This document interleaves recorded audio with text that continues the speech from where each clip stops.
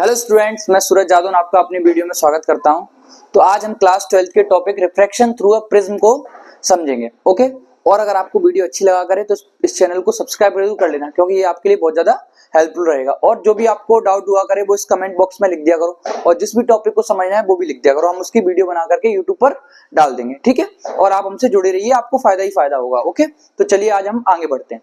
तो सबसे पहले आपके पास में रिफ्रैक्शन थ्रू अ प्रिज्म की डेरिवेशन को समझते हैं। तो हमारे पास में इस प्रिज्म का हमने क्या लिया, ये बेस है, ये आपके पास में रिफ्रैक्टिंग सरफेस है, और ये भी आपके पास में क्या होती है, रिफ्रैक्टिंग सरफेस होती है। तो जब एक लाइट रे पीक्यू क्या कराई जाती है, इस रिफ्रैक्टिंग सरफेस एबी पर इंसिडेंट कराई जाती है, तो आफ्टर रिफ्रैक्शन वो आपके पास में कौन सा मार्क ले लेती है, क्यूआर मार्क ले लेती है।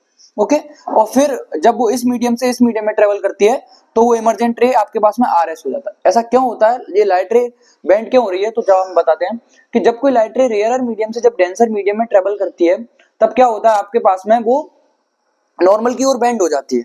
वहीं लाइट रे जब डेंसर मीडियम से रेयरर मीडियम में ट्रेवल करती है तो वो क्या हो जाती है, नॉर्मल से दूर हो जाती है। हमने इस डी पॉइंट से एक इस पॉइंट पर normal D N, D Q N और डी आर एंड एस क्या कर लिया, ड्रॉ कर लिया था। ओके, तो इस नॉर्मल ने इस रिफ्रैक्टिंग रे के साथ में एंगल ऑफ रिफ्रैक्शन R1 बनाया, इस रिफ्रैक्टिंग रे के साथ में इस वाले नॉर्मल ने एंगल ऑफ रिफ्रैक्शन R2 बनाया।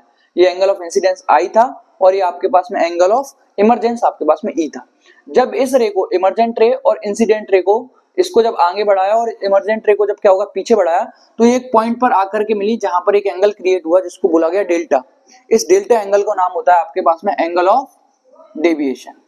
एंगल ऑफ डेविएशन के प्रिज्म का एंगल ऑफ डेविएशन को किससे रिप्रेजेंट करते हैं, वो डेल्टा से रिप्रेजेंट करते हैं। तो चलिए इस डेरिवेशन को मैथमेटिकली भी जल्दी से प्रूफ कर लेते हैं। ओके, तो तुम्हें एक ट्राइंगल दिख रहा होगा यहाँ पर के Q R, in triangle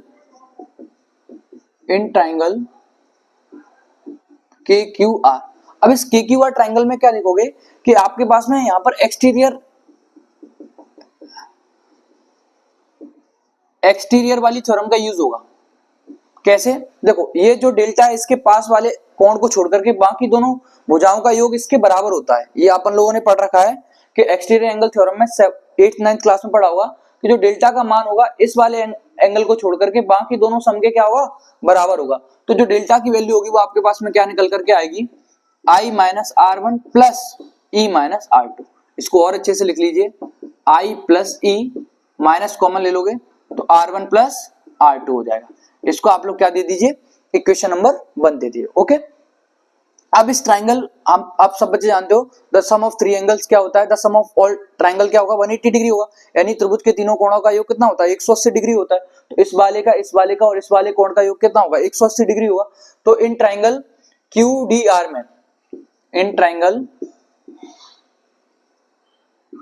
QDR में आप देखोगे कि angle R1 plus angle R2 plus angle D किसके बराबर होगा, 180 डिग्री के बराबर होगा। या मैं इसको जैसे इसमें एंगल लिखा है इसको ऐसे लिख दो, R1 plus R2 plus D बराबर आपके पास में कितना होगा, 180 डिग्री होगी। इतनी बात आपको क्लियर हो गई होगी, हाँ इतनी बात आप सबको क्लियर हो गई होगी। अब देखिए इतनी बात सीखने के बाद में अब आप देखना एक क्वाड्रिलेटरल दिख रहा होगा, इन सबको भूल जाओ, इस वाली लाइन को, इस वाली लाइन को, DQAR। DQAR आपके पास में क्या है, एक क्वाड्रिलेटरल है। कौन सा, DQAR आपके पास में क्या हो, क्वाड्रिलेटरल। और क्वाड्रिलेटरल के चारों कोणों का योग किसके बराबर होता है, 360 डिग्री के बराबर होता है। तो आप यहां से देखोगे इन क्वाड्रिलेटरल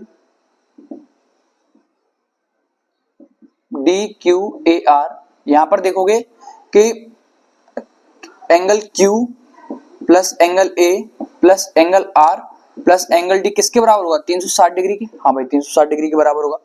A और D का मान नहीं पता हमें, लेकिन हमें ये तो पता है ना Q और D का। जब ये इस तरीके से बन रहा है तो आप देखोगे कि ये वाले जो ये किसका काम कर रहे हैं, नॉर्मल का काम कर रहे हैं। और जब ये नॉर्मल का काम कर रहे हैं तो यहाँ पर कितने डिग्री का एंगल क्रिएट हो रहा है, 90 डिग्री का।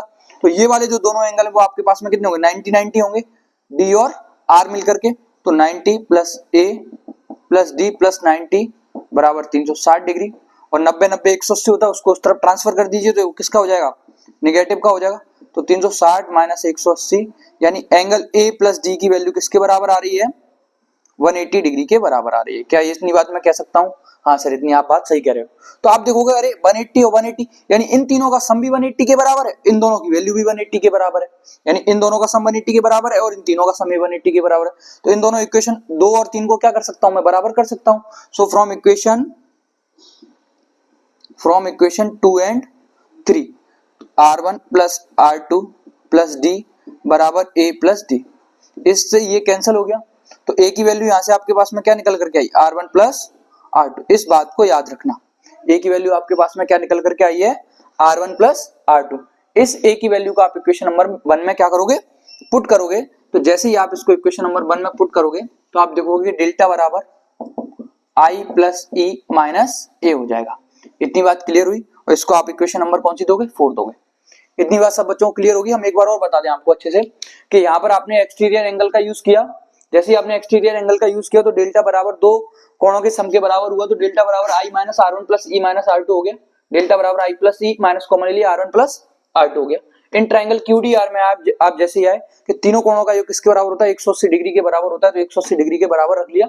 और जैसे ही फिर क्वाड्रिलेटरल में आए तो A प्लस D की वैल्यू किसके बराबर थी? 180 डिग्री की। तो इक्वेशन 2 और इक्वेशन 3 को बराबर रख करके जो रिफ्लेक्टिंग एंगल आएगा प्रिज्म का, वो आपके पास में क्या आएगा? A बराबर R1 प्लस R2 आ गया। इतनी बात क्लियर हुई? यहां से क्लियर होते ही आपके पास में एक एंगल ऑफ डेविएशन की क्या फॉर्मूला बन गया? डेल्टा बराबर I plus E minus A। इतनी बात क्लियर हो। अब देखो क्या होता है, इफ इन दिस कंडीशन, किसमें कि in the angle of minimum deviation, अगर आपके पास में जो डेल्टा बन रहा है वो मिनिमम से मिनिमम बन रहा हो, उस केस में क्या होगा? तो देखो उस केस में क्या होगा, जैसे मैं कहूं ये लाइट रे कहां से ट्रेवल कर रही है? ये लाइट रे आपके पास में एयर मीडियम से डेंसर मीडियम में ट्रेवल कर रही है। तो मैं कहूंगा ए म्यू जी की वैल्यू आपके पास में किसके बराबर होगी? Sine i upon sine r. ये होगा, ये हम लोगों ने स्नेल्स लॉ से पढ़ रखा है। वहीं जब ये लाइट रे कहां से डेंसर मीडियम से रेयर मीडियम में ट्रेवल कर रही है, तो refractive index of air with respect to glass, तो इसका क्या होगा? साइन इंसिडेंस क्या? R2 upon sine E। इतनी बात क्लियर हुई? आप सबने principle of reversibility of light पढ़ रखा होगा, वहां पढ़ रखा है कि इन दोनों का मल्टीप्लिकेशन किसके बराबर होगा? 1 के बराबर होगा। यानी मैं एक बात कहूं कि a mu g into g mu किसके बराबर होगा? 1 के बराबर होगा। तो sine i upon sine R1 into sine R2 upon sine E किसके बराबर होगा? 1 के। तो यहां से एक बात निकल करके आती है, sine i upon sine R1 बराबर sign E upon sine R2। यानी यहां से भाई एक बात क्लियर हुई कि जब in the angle of minimum deviation है, जब एंगल कैसा बन रहा है? बहुत ज्यादा मिनिमम बन रहा है, तब जो I का मान होगा वो किसके बराबर होगा? E के। और जो R1 का मान होगा वो किसके बराबर होगा? R2 के बराबर होगा। क्या ये बात सही है? दिख रहा है? देखो in the if the angle is angle of minimum deviation यानी डेल्टा m है आपके पास में, अगर एक कंडीशन ऐसी बनती है तब, तो इसको मैं R ही मान लो, दोनों की वैल्यू बराबर एक ही से रिप्रेजेंट कर लो, R1 बराबर R2 बराबर R, और I बराबर क्या हो गया? यानी एंगल ऑफ इंसिडेंस किसके बराबर होगा? एंगल ऑफ इमरजेंस के बराबर होगा। तब ये डेल्टा आपके पास में क्या हो जाएगा? डेल्टा m हो जाएगा। उस कंडीशन में देखिए डेल्टा m बराबर क्या होगा? I plus I minus A। तो डेल्टा m बराबर 2I माइनस A, इस A को इधर भेज दीजिए। तो डेल्टा m प्लस A बराबर 2I, तो I बराबर यानी एंगल ऑफ इंसिडेंस की वैल्यू कितनी आई? A plus delta m upon 2। ये आपके पास में क्या आ गया? एंगल ऑफ इंसिडेंस की वैल्यू आ गई। ओके, अब देखिए जब एंगल ऑफ, आपको क्या निकालना है? रिफ्रैक्शन यानी रिफ्रैक्टिव इंडेक्स निकालना है ना प्रिज्म की सहायता से, कितना होगा? ये डेरिवेशन प्रूव होती है। और आपके पास में पूछा कि एंगल ऑफ रिफ्रैक्शन कितना होगा? जब एंगल ऑफ मिनिमम डेविएशन यहाँ पर डेल्टा m बन रहा है, तो a की जो वैल्यू होगी वो किसके बराबर? R1 भी R के बराबर है और ये भी R के बराबर, यानी a बराबर क्या हो गया? 2R। यानी एंगल ऑफ रिफ्रैक्शन किसके बराबर हो गया?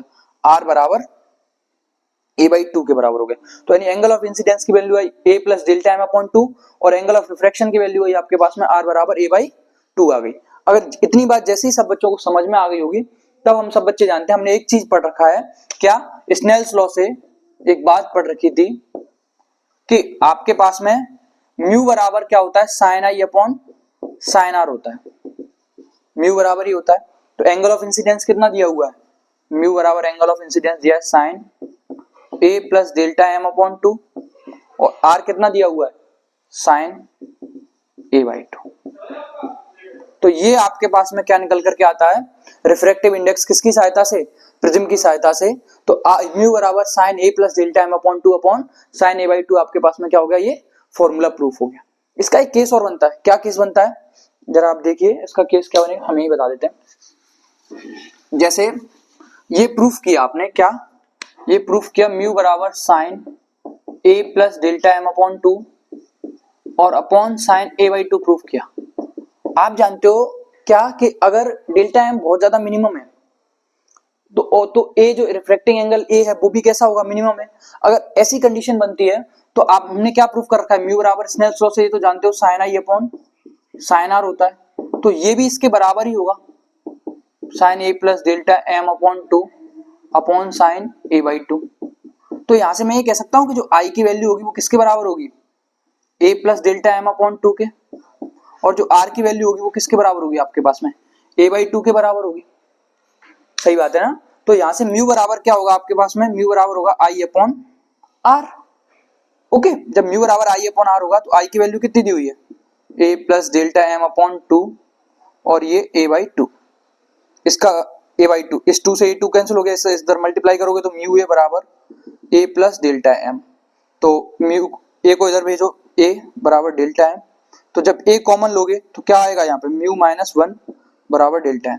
तो एक केस आपके पास में ये भी बनता है, ठीक है सर। तो ये आपके पास में क्या हो जाए, refraction through a prism proof करने की कंप्लीट डेरिवेशन हो जाती है। सबसे पहले क्या करोगे, इस बात को ध्यान रखना, बिल्कुल भी पेपरों में आ जाएगी और पेपरों में नहीं आए तो वैसे भी सीख लो, सीखना तो वैसे भी जरूरी है, समझिए बात को।